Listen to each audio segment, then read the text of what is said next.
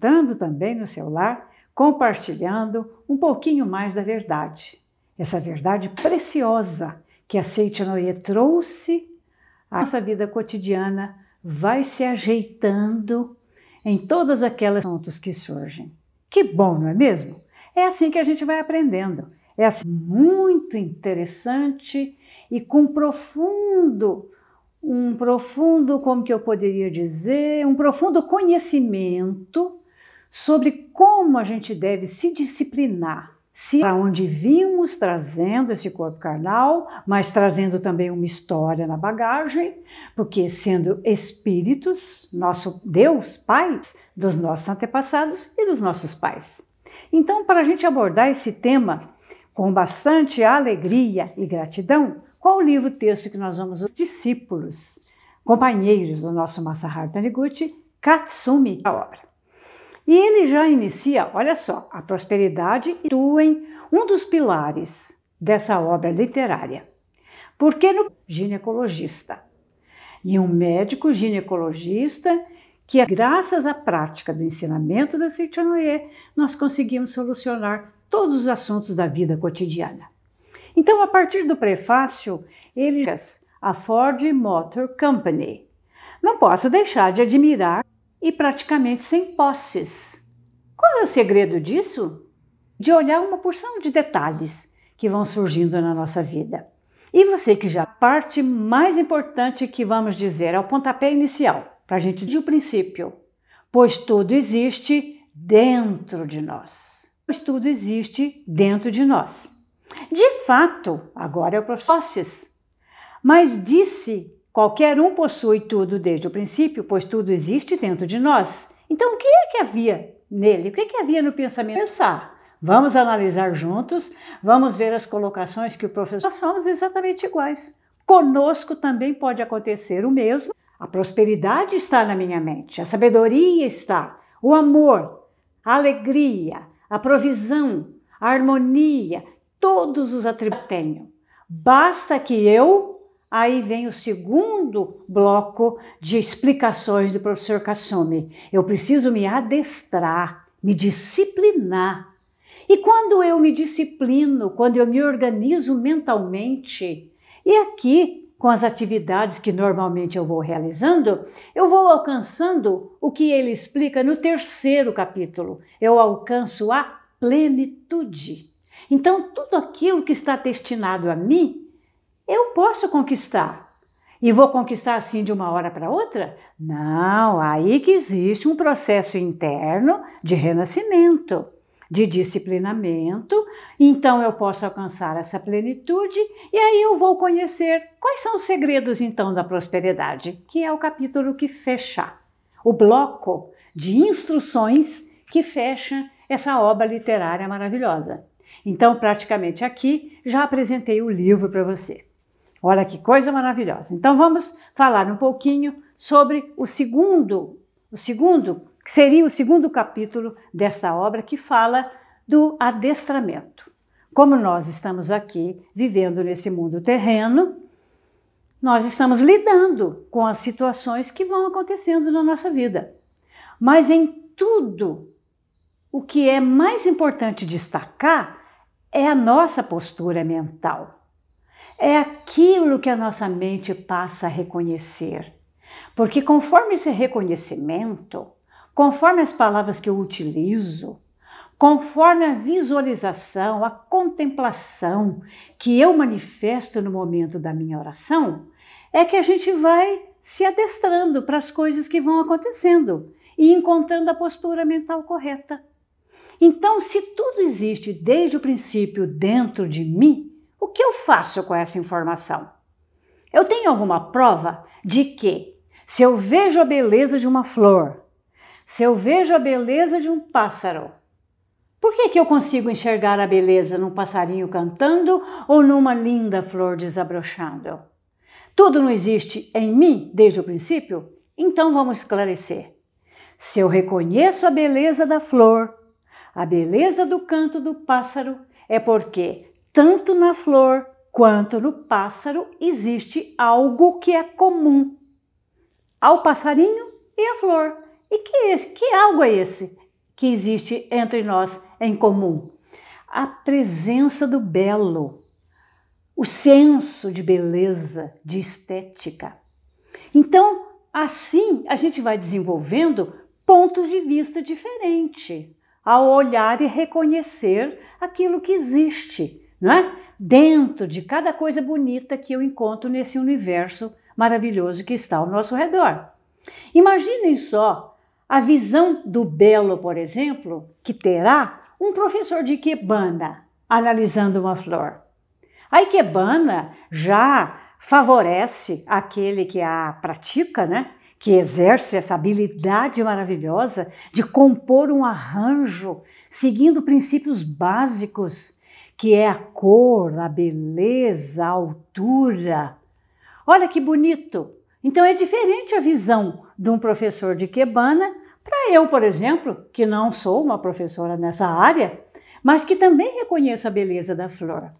Então, a partir desse primeiro ponto que o professor Kasumi coloca aqui, ele quer explicar o seguinte, que se tudo existe em mim desde o princípio, tudo aquilo que eu vejo aqui fora vai ser uma consequência do que eu vejo em mim.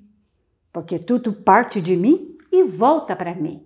Então, em todas as pessoas existem qualidades positivas e negativas, bondade e maldade. E nós observamos tudo isso de modo simultâneo, porque como a gente está aqui em matéria e espírito, tanto a gente pode ver de um jeito como de outro. A gente pode ver a parte material daquilo, ou a gente pode analisar, fazer uma análise espiritual daquilo que eu estou vendo, não é?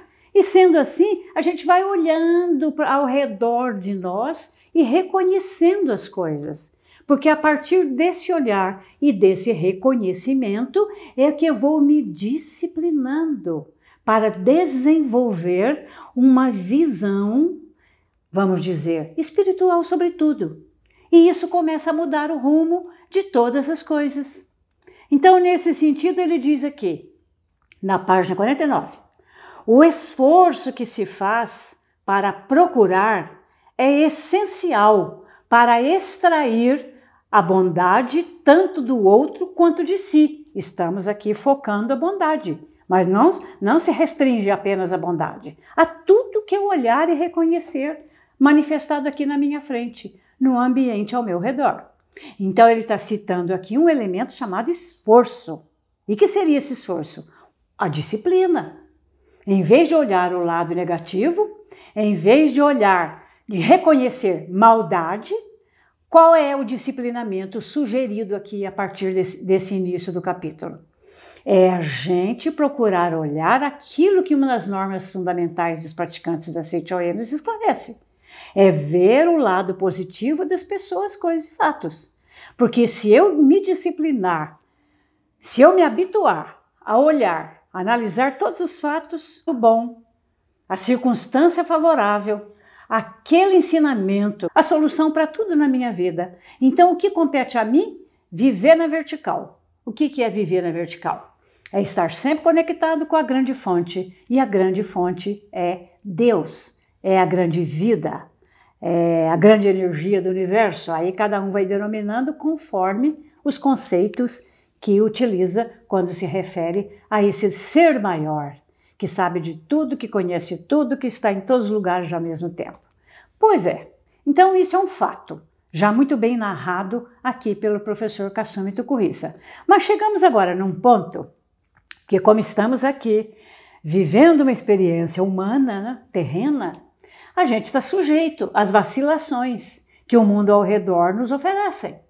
Então aqui é interessante a forma como o professor Kasumi coloca. Ele diz, ele esclarece agora as 4 tentações de Satanás. Nossa, você levou um susto aí agora com essa colocação? Bom, Satanás não existe na verdade. Mas o que representa o Satanás? Esse lado que a gente também pode manifestar. Porque embora tenhamos sido criados à imagem e semelhança de Deus, como espíritos que somos, nós estamos aqui agora, como diria Allan Kardec, né? Encarnados. Nós estamos vivendo aqui uma experiência humana, terrena. Então, a gente está vulnerável, susceptível aquelas coisas que acontecem ao nosso redor, não é? Aquelas coisas que acontecem para tentar seduzir a gente. A ideia da serpente, né? Não é que existe uma serpente de verdade, é apenas uma simbologia. Então, são os 4 momentos, 4 procedimentos aqui que podem ocorrer na nossa vida. Não seria procedimento, me desculpe aqui a palavra, não está sendo bem colocada. As 4 insinuações de um lado, entre aspas, aparentemente maldoso, que quer atrapalhar, que quer interferir nas nossas decisões do dia a dia. Então são 4, veja só, começa aqui na parte 51. Todos fazem isso. É a primeira tentação. Segundo, é um ato sem importância. Terceiro, é só uma vez. E quarto, ainda tenho muito tempo pela frente. Agora vamos comentar um pouquinho sobre cada um deles, porque tem muita coisa boa pela frente para a gente continuar comentando, estudando essa obra maravilhosa. Todos fazem isso. Mesmo que todas as pessoas estejam fazendo algo errado, um erro continuará sendo um ato errado. Nem que seja você sozinho, avance decididamente no caminho correto e terá escolhido o rumo da vitória. Então essa justificativa, essa tentativa de justificar, de se desculpar, dizendo que se todo mundo faz, eu também posso fazer, não, é preciso a liberdade, o sentir livre. Primeira decorrência do ato de se sentir livre é ser responsável. A responsabilidade caminha junto com o exercício da liberdade. Então, eu não estou preocupada com o que o outro faz, mas eu respondo pela minha consciência, não é? Porque olha o que ele falou aqui, vou até repetir.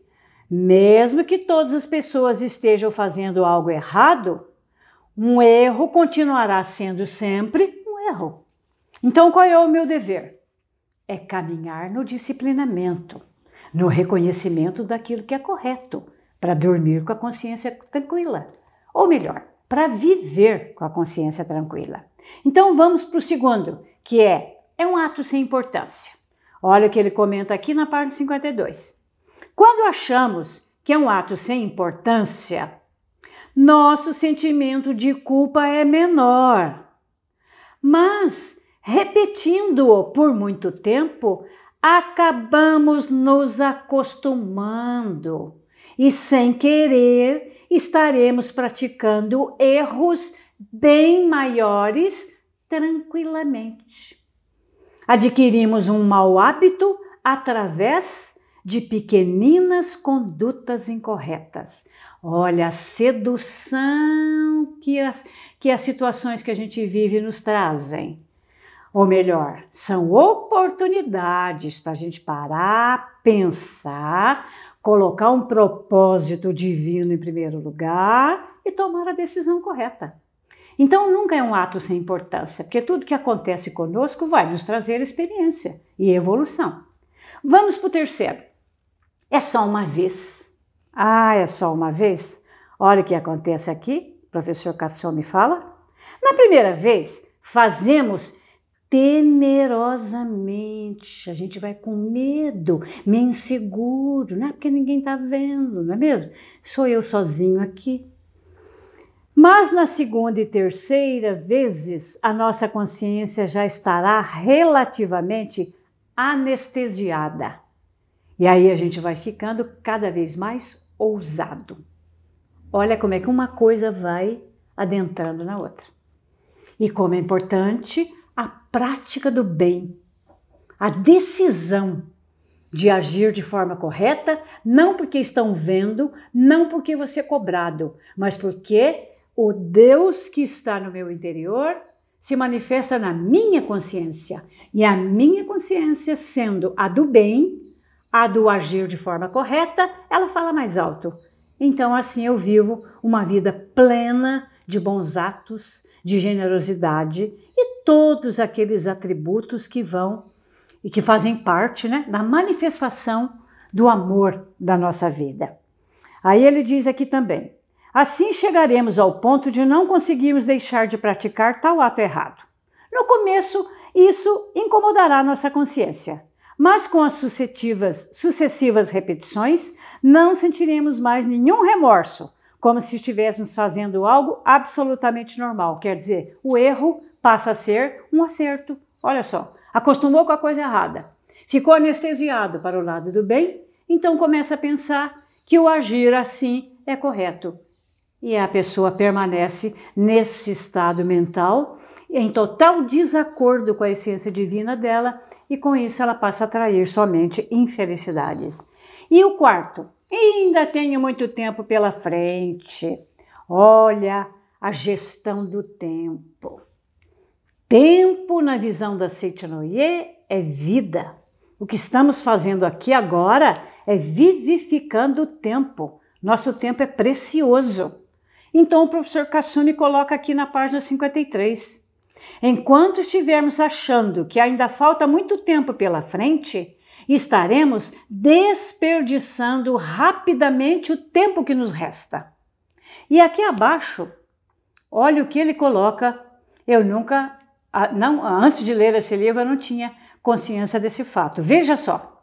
Vencerá na vida aquele que utilizar eficientemente o tempo, fazendo, enquanto é jovem, aquilo que deve ser feito. Pois dizem que a vida de uma pessoa é determinada pelas atitudes tomadas até os 25 anos de idade. Você sabia dessa informação? Aí eu passei a saber quando eu li essa obra maravilhosa, que foi lançada a primeira edição dela em 2004. Venceremos na vida se, cônscios de que essas 4 tentações nos degeneram, procurarmos evitá-las a todo custo, vivendo com firmeza e retidão. Então, vejam que interessante, não é? Como é importante, como uma obra literária pode trazer tanto recurso para a gente mudar a nossa postura mental e descobrir que através da disciplina, do adestramento diário, que não é coisa difícil, é só uma decisão de perseverar no caminho do bem, assim a gente vai adestrando, se disciplinando e as coisas boas vão acontecendo na nossa vida. Mas vocês acham que vai parar por aqui? Nem pensar. Tem tanta coisa boa pela frente. Agora ele vai começar a esclarecer como é importante esse fato de estarmos usando o nosso corpo para as nossas ações. Então é a partir desse momento que a gente entra aqui, vamos dizer, numa segunda parte de toda a explicação dele, que é aqui na página 53.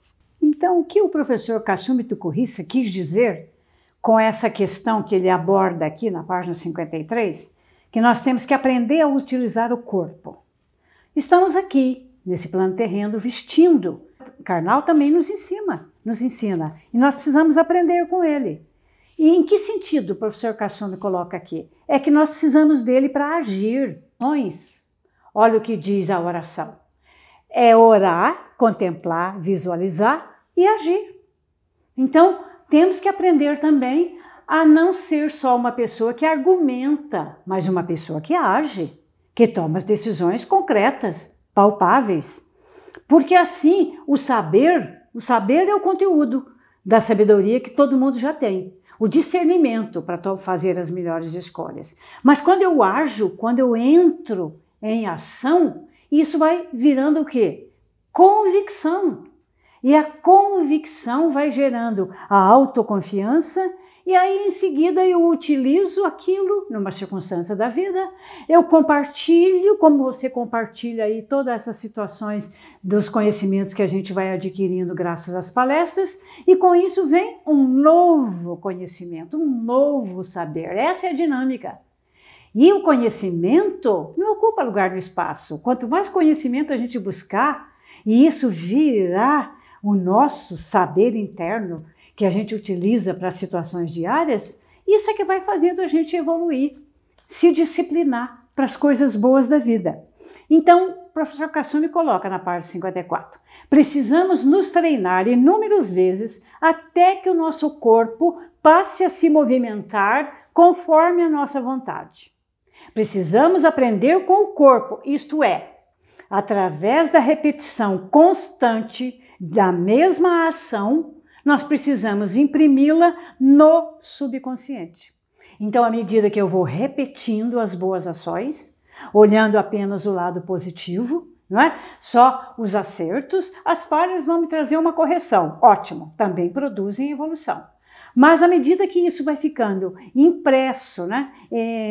Que vai virando, esse conhecimento vai virando uma coisa dinâmica nas nossas atitudes diárias, essa repetição constante vai formando hábitos saudáveis. E com os hábitos saudáveis, eu me torno essa pessoa disciplinada, adestrada para situações que a vida possa apresentar.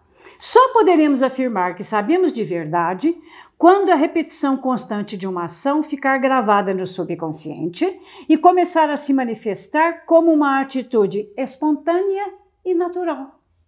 Olha, então quando isso vai virando um hábito, eu vou fazendo com a maior naturalidade e essa naturalidade é tão espontânea que eu faço naturalmente as coisas que eu tenho que fazer. Ninguém precisa me lembrar. Não precisa ser policiada, não é? Olha uma coisa tão simples e básica. Uma vez um discípulo pergunta a um grande mestre o que ele deveria fazer para se aprimorar constantemente. Aí o mestre, em vez de dar uma resposta, fez uma pergunta. Lavaste a tigela que usaste na refeição? Olha que coisa simples, banal. Isto é, você quer se tornar uma pessoa disciplinada, e isso começa lá dentro do lar, comece pelo trivial, pelas coisas que estão à nossa frente, sem ficar esperando um grande evento, né? Um grande fato. Então, como a gente está criando esses hábitos saudáveis, a nossa mente é danadinha, a gente precisa saber persuadir. Persuadir, vejam bem, não é convencer. Não é no sentido de convencer quando o outro discorda de mim, não é isso não. Olha aqui, página 55.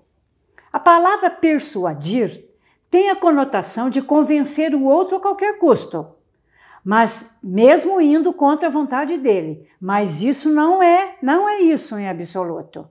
Nem é uma forma de fazer o outro aceitar uma opinião errada, como se fosse correta, só porque você acha que aquilo está certo e ele discorda e acha que está errado. Então não é para convencer a força, né? Não é o persuadir, não significa isso na essência da palavra. Persuadir verdadeiramente é fazer com que o outro concorde conosco do fundo do coração. Se isso acontecer, qualquer pessoa sentirá vontade de nos seguir com satisfação, porque você tem certeza do que aquilo que é correto, porque você é uma pessoa que dá sempre preferência ao bem, que procura sempre manifestar o bem, cuja mente reconhece só a existência do bem. Então, a verdadeira persuasão consiste em fazer com que o outro compreenda a nossa intenção e nos siga satisfeito. Agora, qual é a intenção que está implícita aí? Deixar o outro feliz. Olha, como não é difícil nem complicado, mas para isso ele explica, trazendo 2 fatores que envolvem a questão persuadir, aqui na parte 56. Primeiro, conhecer suficientemente o assunto da persuasão. E segundo, compreender muito bem a opinião do outro. Então isso tudo, gente, faz parte do disciplinamento. Olha como a gente vai caminhando dentro do capítulo para tudo aquilo que é básico, para que essa nossa disciplina se torne cada vez mais viva e dinâmica. Sem conhecer suficientemente o assunto, ninguém conseguirá convencer o outro. Mas este é um princípio extremamente simples. Mas, sem segui-lo à risca, não conseguiremos persuadir ninguém. O que é que ele diz aqui? Nós estamos aqui nesse canal compartilhando a verdade com você. A verdade que tocou o nosso sagrado mestre Masaharu Taniguchi e a verdade que ele compartilhou com todos os países onde a Seicho no Ie se manifestou para levar esse modo feliz de viver às pessoas. Então nós conhecemos a verdade porque fomos tocados por ela. Vivemos a verdade na nossa vida cotidiana. E num terceiro momento, compartilhamos a verdade para que você também a conheça, possa vivê-la e conseguir, dessa forma, manifestar a saúde, a felicidade, a prosperidade, a harmonia em todos os aspectos da sua vida. Então nós não estamos convencendo você, nós estamos apresentando, não é? Subsídios, mostrando formas, estratégias para que você também encontre as suas. E com isso, você vai encontrar esse modo feliz de viver e, numa sequência, vai continuar espalhando isso para toda a humanidade. Olha só! Então, porque eu conheço a verdade me tocou, eu vivo e sei que isso resulta em benefício não só para mim, mas para todos que me cercam, eu estou aqui compartilhando com você. Então, compreender muito bem a opinião do outro é o segundo elemento, porque ele esclarece assim, ó. Se quisermos que o outro acate a nossa opinião, devemos saber claramente o que ele acha disso. No caso de vendermos um produto, primeiro deveremos saber o que o cliente está desejando. A gente não vai oferecer para a pessoa todas as coisas que a gente tem ou tudo aquilo que a gente acha. Não é na base do achismo, mas nós temos que entender, nós temos que ir atrás, através da conversa e do saber ouvir, porque quem trabalha esse aspecto da persuasão, seguindo esses dois elementos aqui, ouve o outro para saber qual é a necessidade dele, para saber se o produto que você conhece, se aquilo que você vai oferecer vai atender a necessidade dele, vai deixá-lo feliz. Olha como é simples, gente.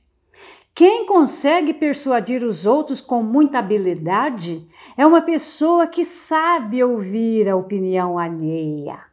Ouve atentamente a opinião do outro para conhecer bem o seu sentimento.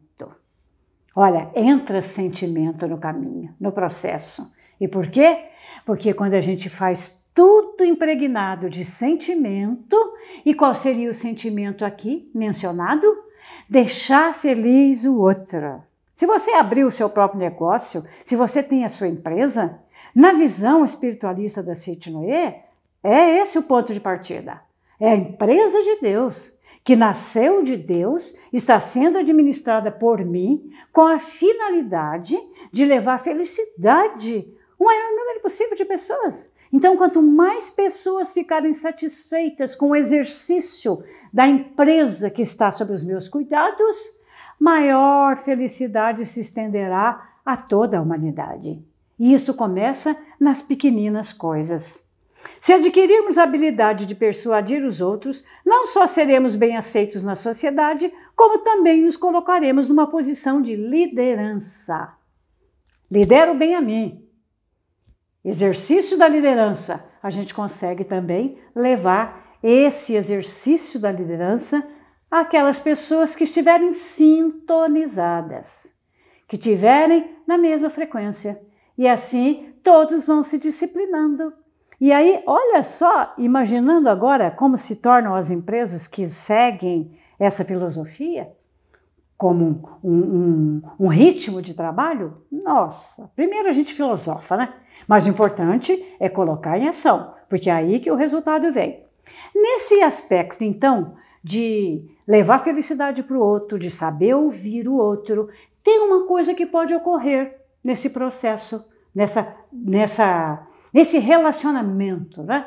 Não no convencimento, mas nessa atitude de oferecer sempre aquilo que a gente tem certeza que vai ser bom para a pessoa.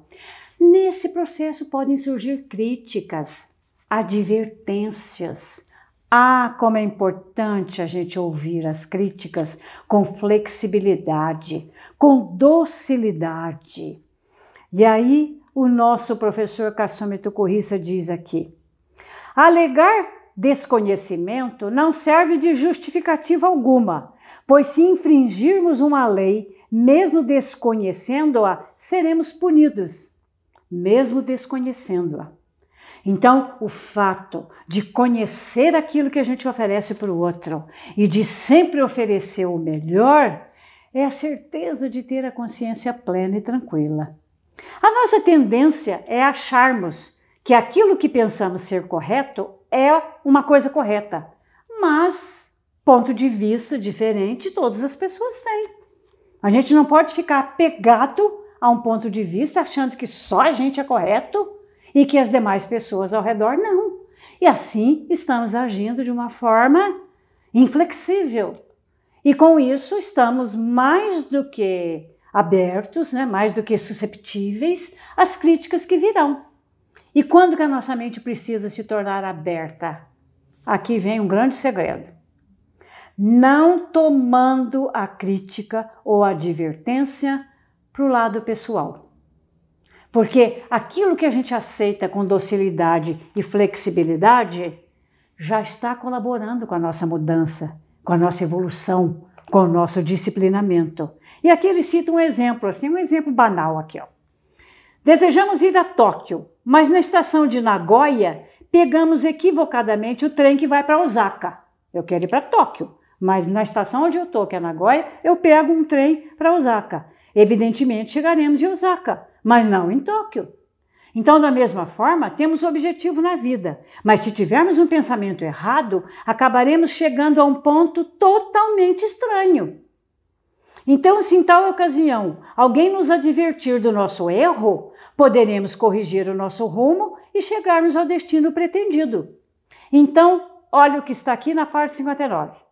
De quem quer que venha a advertência, se a aceitarmos docilmente, analisando e corrigindo o nosso modo de pensar, teremos êxito com certeza. E teremos êxito, sucesso, sobretudo no nosso aprimoramento, na nossa disciplina. Então, aceitando as críticas com esse espírito de gratidão, eu não vou criar piedade, compaixão, que às vezes é uma atitude errada, uma tendência que o humano tem. Não é? A gente quer, aí ele dá até um exemplo aqui, olha que engraçado, aqui na página 60. Você sofre de estômago? Sim. Há quantos anos? Há 10 anos. Só 10? Eu sofro há 20. Olha só. Então, contando ali uma aparente infelicidade, mas não querendo competir com o outro, que a sua infelicidade é maior. Não, isso não faz parte de uma disciplina correta, de uma postura mental correta. Então, como é importante, volto a frisar, a gente ter sempre esse conhecimento da verdade, a vivência da verdade, a mente aberta para as coisas que vão fazendo com que a gente mude o rumo, se não estiver correto, né? Aceitando com flexibilidade. E um outro aspecto a destacar aqui na página 61. Pensar que é sempre uma emergência. Olha, lá atrás não falava? Ainda tenho muito tempo pela frente, que é uma tentativa. Não, isso acomoda. A gente tem que pensar que tudo é para ontem. Aqui está na página 61. E olha um fato interessante que ocorreu aqui no hospital no Equador. O professor Kasumi leu isso no jornal The New York Times. E aí ele coloca aqui no livro que aconteceu no hospital no Equador. Havia 6 pacientes paralíticos, vítimas de derrame cerebral. Aí, de repente, entra no lugar onde eles estavam uma enorme serpente. Já imaginou? Uma cobra. E todos ali deitados, imóveis. De repente, num só lance, o que aconteceu? Os 6 pularam da cama e fugiram correndo. Então, a partir de então, todos ficaram curados. Não é interessante? Aí ele analisa assim. Esses 6 pacientes estavam deitados, imóveis no hospital, com o diagnóstico médico de que eram paralíticos. E se todos eles se curaram de uma vez só ao verem uma serpente, significa que uma serpente curou todos de uma vez só. Faz, né, uma façanha que talvez os médicos não tivessem conseguido. Mas olha o que é o estado mental de emergência, que é para já, é para agora, ou é para ontem. É muito comum fazermos algo sem querer. E essa expressão sem querer é muito importante. Falamos que procedermos sem querer quando agimos momentaneamente e extrapolando de emergência, conseguimos manifestar uma força espantosa. Na situação crucial, quando a gente tem fé, quando a gente é essa pessoa que está na vertical, sempre se norteando pelo bem, pelo correto, pela ética, pela perfeição, nunca ficaremos sozinhos. A proteção divina se manifesta em todas as situações na nossa vida, não só na emergencial. Daí eu destaco a prática diária, porque a prática diária cria em nós o senso de prontidão. E o que seria essa prontidão? Estou pronto para receber, porque já passei por um processo interno de necessidades cumpridas para me colocar aberto e flexível a qualquer coisa que surja na minha vida, porque já sabe o rumo que vai dar. Então, quanto mais difícil o problema que enfrentamos, maior será a manifestação da nossa força interior. Olha, gente, quantas etapas o adestramento, o disciplinamento passa. E tudo porque a prosperidade está na mente e tudo porque começou lá naquela frase. Tudo que a gente precisa já existe dentro de nós desde o princípio. Mas tem um ponto também a destacar. Tenha grandes sonhos. Quem possui grandes sonhos é realmente uma pessoa bastante atraente. Sonhar é ter esperança, é ter um projeto de futuro. Então, um projeto de nossa vida, nós devemos fazer constantemente. Se desenharmos um futuro bem modesto, assim será a nossa vida. Por mais modesta que seja a nossa situação atual, temos a liberdade de sonhar bem alto. Mas vejam bem que esse sonho, esse projeto, precisa criar estratégias, metas, objetivos palpáveis. Sonhar alto, mas ir crescendo, como subindo uma escada, passo a passo, chego lá. Mas se eu quiser nessa caminhada da subida trapacear, agir de forma incorreta, achando que assim eu estou ganhando tempo para chegar lá antes dos outros, vai desabar e o tombo vai ser feio. O futuro está por vir e nada é definitivo ainda. Portanto, poderemos desenhar o projeto que quisermos. Para que o sonho se realize, é preciso que seja bastante claro e constante.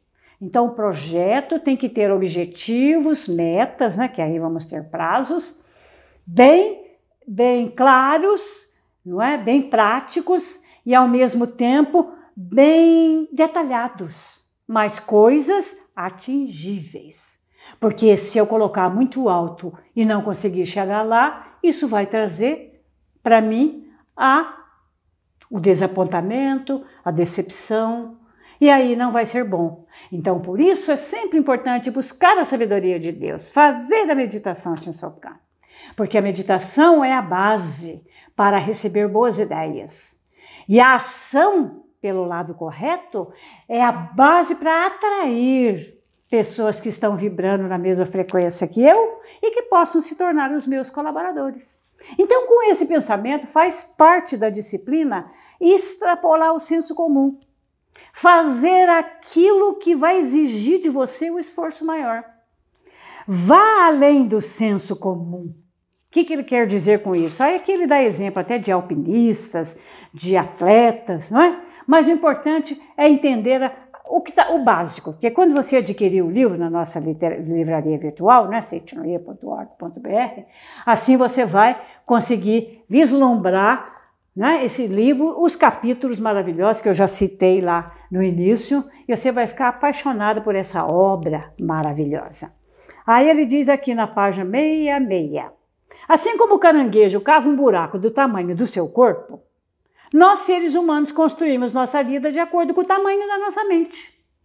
Então, portanto, para que tenhamos um desenvolvimento maior, tanto em relação ao trabalho quanto à vida particular, temos de ampliar os limites da nossa mente, ou melhor, aumentar o tamanho do nosso recipiente mental.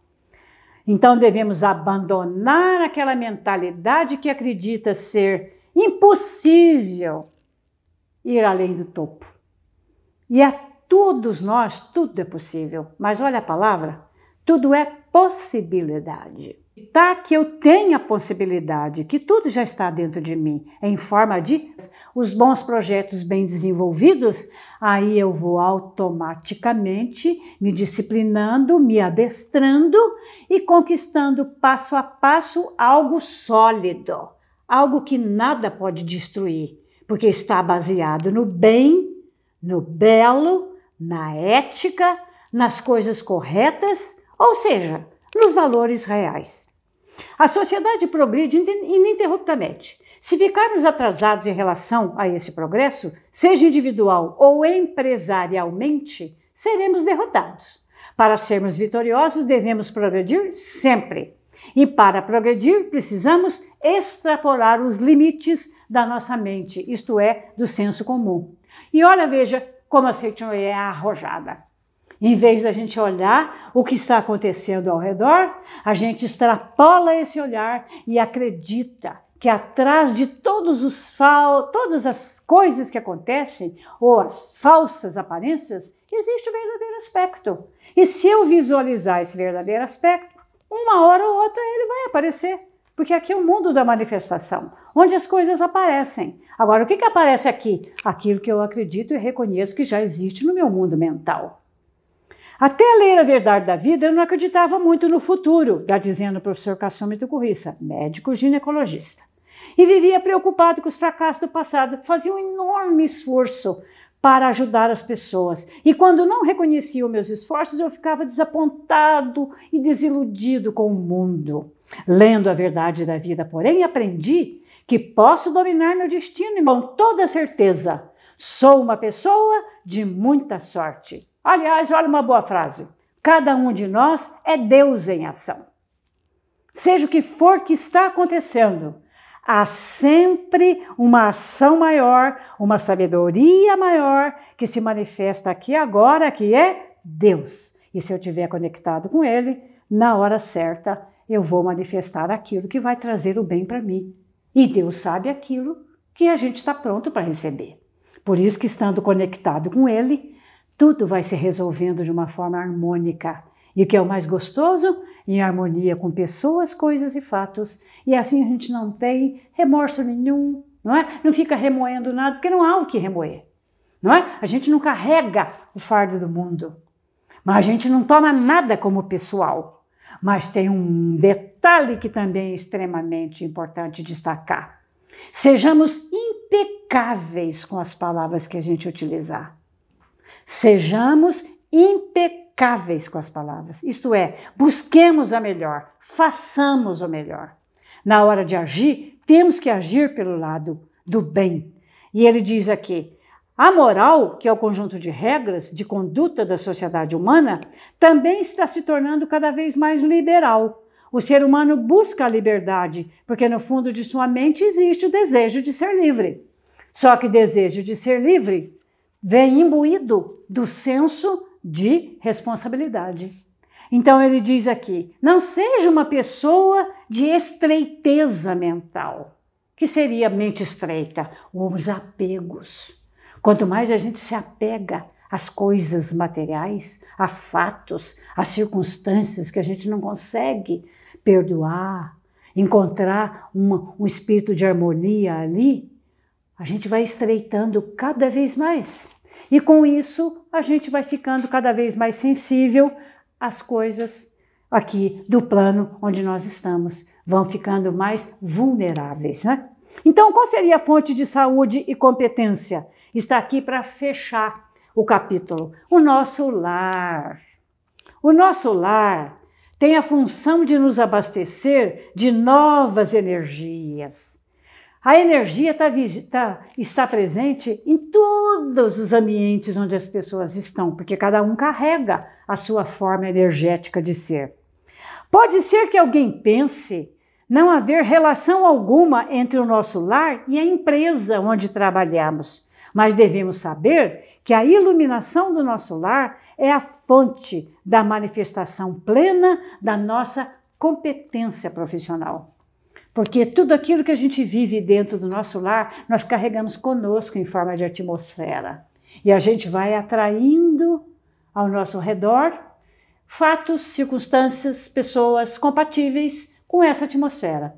Por isso, empresas que têm uma filosofia de vida, que buscam esse pensamento correto de que ela existe para servir, ela existe para levar a felicidade.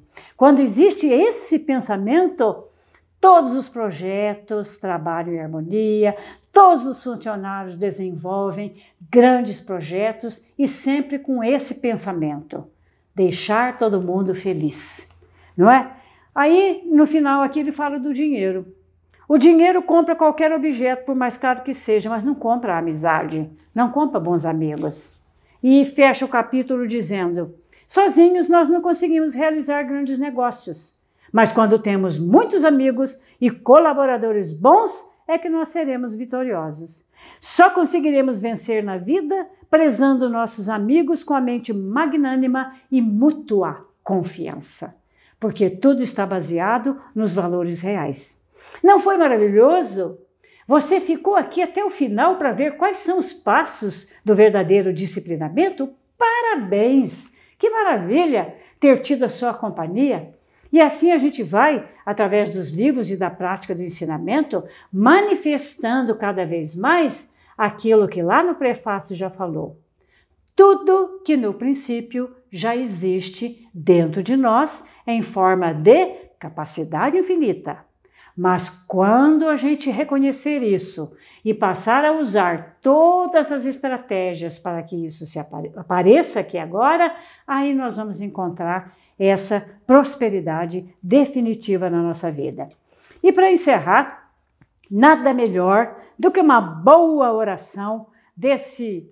Olha que maravilha, acho que a maior parte de vocês já deve ter esse livro. É considerado um livro de bolso, né? Porque ele é pequeno, mas ele traz orações para todas as situações de vida.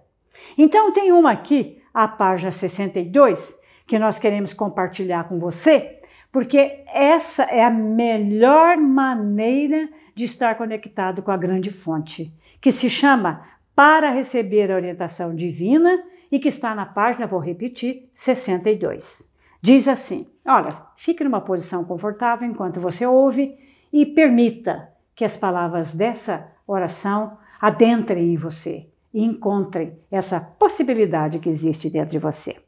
Neste momento, torno-me um com o Espírito Universal Onisciente. Em quietude profunda, ponho-me em contato com o Ser Onisciente. Nele está a fonte de minhas ideias. O Espírito Universal que vive escolha o melhor meio para este empreendimento.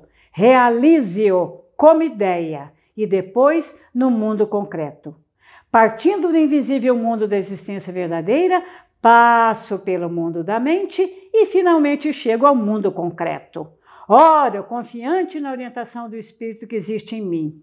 Deus, fazei com que todos os fatos em que estou envolvido transcorram sem empecilhos. Fazei com que todos os meus empreendimentos contribuam para o bem e a prosperidade da pátria. Fazei com que hoje, como sempre, eu possa agir com sabedoria e perspicácia. Sei que todas as ideias que me ocorrem para solucionar os problemas em questão serão adequados. Sou capaz de tomar medidas adequadas nos momentos adequados. Meus empreendimentos serão bem-sucedidos infalivelmente. Jamais perderei a coragem. O sucesso dos meus projetos já é realidade no mundo da mente. Agradeço a Deus por esta grande bênção. E a grande bênção foi estar com vocês todos nesses momentos preciosos que vivemos. Muito obrigado a todos que permaneceram. Continuem compartilhando essas grandes oportunidades, nos oferecendo cada vez mais esse carinho, que é a nossa troca, e estejam em paz, estejam com Deus e até a próxima oportunidade. Muito obrigado, muito obrigado. A vida que permeia todo o universo é um grande mistério e o ser humano também faz parte desse grandioso mistério. Vida eterna, perfeita e indestrutível, que transcende o tempo e o espaço. Um ser sagrado que transcende a morte. Além da morte física, que é simplesmente uma passagem, permanecemos para sempre e carregamos conosco nossos pensamentos e sentimentos para onde quer que sejamos alçados em nossa vestimenta sutil, neste e em outros mundos. Vibrações de amor, que chamamos de oração, são os remédios que podem curar a nossa alma aqui e depois desta passagem. E na Seichonoye temos um local especial para essa cura. Quer entender mais sobre esse sublime e tão grandioso assunto? No livro Santuário Roso, Templo da Cura Divina, a sagrada doutrina da Seichonoye é explicada de forma facilmente compreensível para que busquemos desde já a sabedoria que permite a cura de nossa alma e a cura das almas daqueles que amamos e que já fizeram a passagem chamada morte. Para adquirir esta obra é fácil. Acesse nossa loja virtual livrariasni.org.br ou contate pelo telefone 0 operadora 11 50 74 41 80. Oração, amor e luz. Na Seichonoye, a alma permanece iluminada no Santuário Roso, o Templo da Cura Divina. Muito obrigado.